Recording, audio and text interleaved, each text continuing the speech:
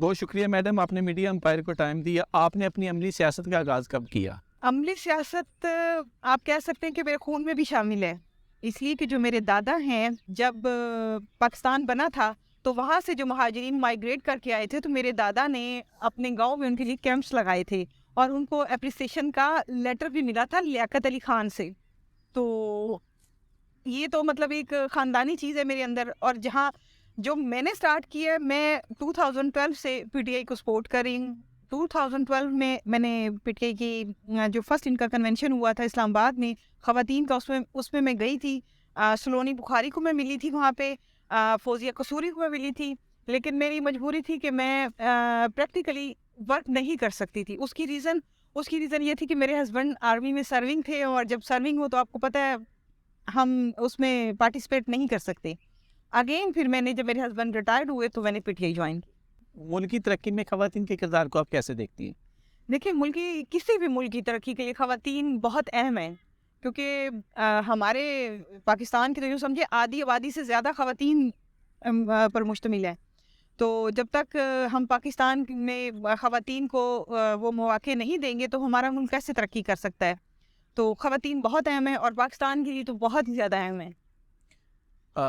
بطور خاتون آپ نے پی ٹی آئی 2012 سے جوائن کی اور ابھی 2023 سے، یہ سفر کتنا مشکل تھا؟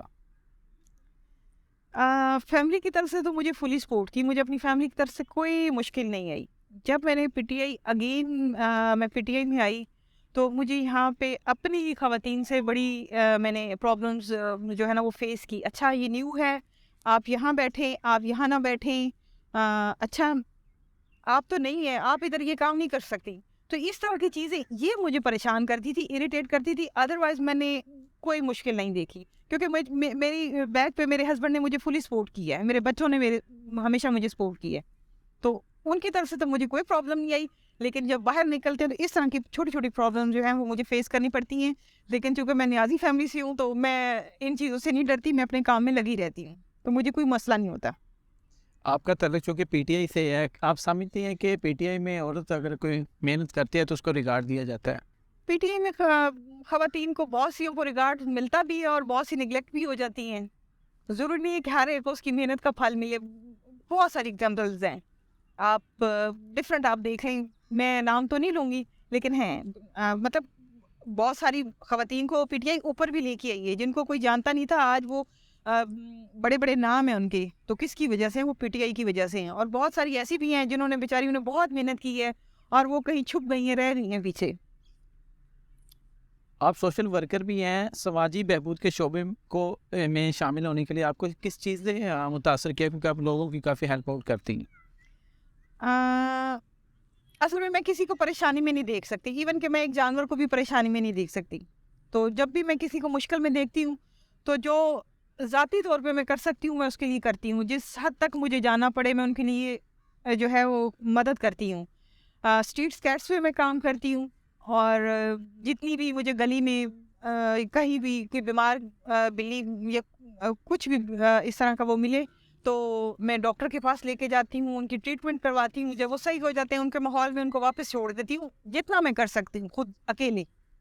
تو یہ میں مطلب ان کو میں کہتی ہوں کہ انسان تو پھر بھی اپنی تکلیف بتا سکتا ہے، لیکن ہاں یہ جو جانور ہیں یہ اپنی تکلیف نہیں بتا سکتے. اور ہمارے ملک میں تو انسانوں کے حقوق نہیں ہے تو ان جانوروں کو تو کوئی بھی نہیں پوچھتا. تو اس لیے میں زیادہ ان کے لیے کام کرتی ہوں.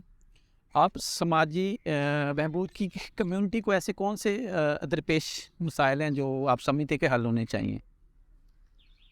دیکھیں یہاں پہ ہمارے پاکستان میں ملی جلی چیزیں ہیں. کچھ لوگ بیچارے بہت زیادہ پرابلمس فیس کر رہے ہوتے ہیں، لوگ ان کی ہیلپ بھی کرتے ہیں، لیکن وہیں پہ کچھ ایسے بھی لوگ ہوتے ہیں جن کو ضرورت نہیں ہوتی لیکن پھر بھی وہ اپنے آپ کو شو کرتے ہیں کہ جی ہم تو حقدار ہیں. اور وہ جو اصل میں حقدار ہوتے ہیں ان کو وہ چیز نہیں مل سکتی. تو ہمارے پاس کوئی سروے کا کوئی ایسا سسٹم نہیں ہے کہ ہم جو صحیح حقدار ہے اس تک پہنچ جائیں اور اس کی مدد کر سکیں. اس طرح کی چیزیں یہ پرابلم کریٹ کرتی ہیں.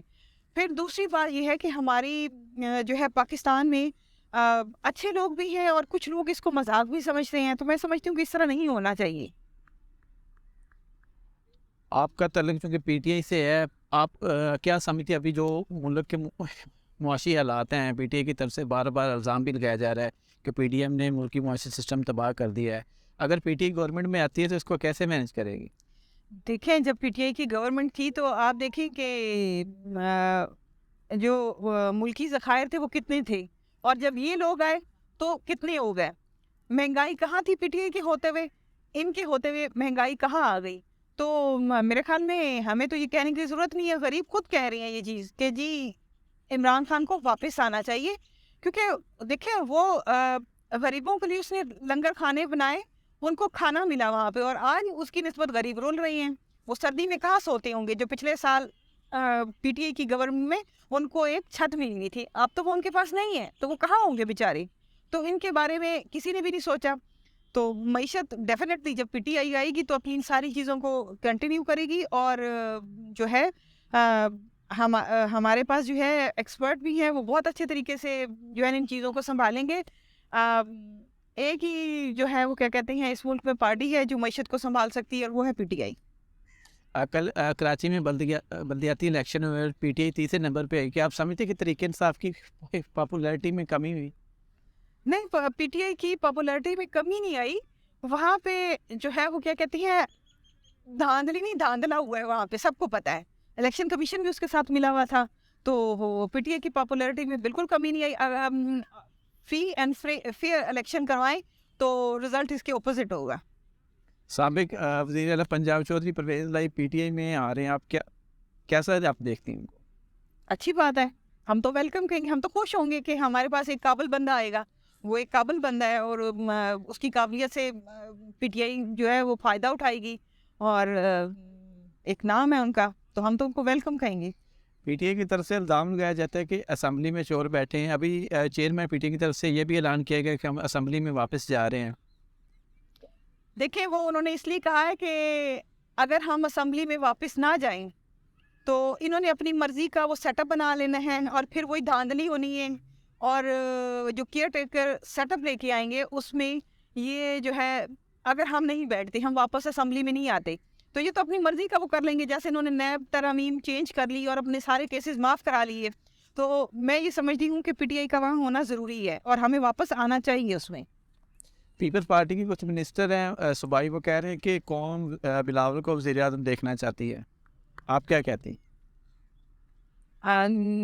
یہ کوئی دور کی بات نہیں ہے. جب الیکشن ہو جائیں گے تو دودھ کا دودھ اور پانی کا پانی ہو جائے گا. وہاں پہ قوم بتا دے گی کہ وہ بلاول کو دیکھنا چاہتی ہے، وہ شہباز شریف کو دیکھنا چاہتی ہے، یا وہ خان صاحب کو دیکھنا چاہتی ہے. قوم بتا دے گی. تو اس میں اتنا پریشان ہونے والی ضرورت نہیں ہے. وقت سے پہلے بڑکے نہیں مارنی چاہیے بس. اگر قدرت نیازی کو پارلیمنٹ میں جانے کا موقع ملتا ہے تو کون سی منسٹری لینا پسند کریں گی جہاں پر وہ اپنے بہتر پرفارمنس کر سکے؟ میں ایسی جگہ پہ جانا چاہوں گی جہاں پہ میں لوگوں کی ہیلپ کر سکوں، لوگوں کی مدد کر سکوں. اور دوسرا چونکہ میرا تعلق سپورٹ سے ہے اور میں پنجاب لیول تک کھیلی بھی ہوں، میں نے اپنے ملتان کو ریپرزینٹ کیا ہے اور پنجاب لیول تک جا کے میں نے ٹرافی بھی دلائی. تو پھر میں سیکنڈ میرا یہ ہے کہ مجھے سپورٹس میں لے آئیں کہ میں بچیوں کے لیے اچھا کام کر سکوں، وہاں پہ بچیوں کو اوپر لے کے آ سکوں اس فیلڈ میں، سپورٹس میں. اسپورٹس کے حوالے سے پاکستان میں کرکٹ کی ویورشپ بہت زیادہ ہے. ہاکی ہمارا قومی کھیل ہے اور اس پہ اتنا کام نہیں کیا جا رہا ہے. اور آپ سمجھتے کہ آپ کے ادوار میں اس حوالے سے کوئی کام کیا گیا ہے؟ دیکھیں کام کے بعد اس میں کام والی بات نہیں، اس میں ان لوگوں کے انٹرسٹ کی بھی بات ہے. کیونکہ لوگ جو ہے نا کرکٹ کو بہت زیادہ فالو کرتے ہیں ہمارے پاکستان میں. ہمارے پاکستان میں ہاکی کو، حالانکہ وہ ہمارا قومی کھیل ہے، وہ اس میں ہم لوگ اس شوق سے یا اس توجہ سے ہم اس کو نہیں دیکھتے. تو جب ہم اس کو وہاں جو پلیئرز ہیں یا ان کو ہم اپریشیٹ نہیں کریں گے تو اچھے کھلاڑی کیسے نکلیں گے؟ کیونکہ جب آپ کسی کو اپریشیٹ کرتے ہیں تو اگر تو وہ یہاں پہ ہوتا ہے تو اس کے بعد وہ یہاں پہنچ جاتا ہے، اس کا دل مطلب اتنا خوشی سے پھولے نہیں سماتا اور وہ پہلے سے زیادہ محنت کرتا ہے. تو میں یہ چاہوں گی کہ پاکستانی عوام جو ہے وہ ہاکی کو بھی اسی طرح اپریشیٹ کریں جس طرح کرکٹ کو کرتے ہیں. پاکستان کی خواتین کے لیے کوئی میسج؟ خواتین کو میں کہوں گی کہ حالات جیسے بھی ہو وہ بالکل ہمت نہ ہاریں اور کام کرتی رہیں. کیونکہ جب آپ کام کرتی رہیں گی تو ایک نہ ایک دن تو اللہ تعالیٰ جو ہے وہ آپ کی محنت کا صلہ آپ کو ضرور دے گا. کیونکہ میں اس چیز پہ میرا بلیو ہے کہ جب تک اللہ تعالیٰ نہ چاہے اس وقت تک کسی کو کچھ نہیں مل سکتا، اور اگر اللہ تعالیٰ چاہے تو کوئی کچھ کر لے وہ ہمیں پیچھے نہیں ہٹا سکتا. تو محنت کرتے رہیں، جب اللہ نے قسمت میں کچھ لکھا ہوگا تو آپ کو مل جائے گا. قدرت نیازی کھانے میں کیا پسند کرتی ہے؟ قدرت نیازی کھانے میں کیا پسند کرتی ہے؟ کھانا میں دیسی فوڈ مجھے زیادہ پسند ہے. مجھے یہ اپنے ملک کے کھانے جو ہے نا مجھے وہی پسند ہیں زیادہ.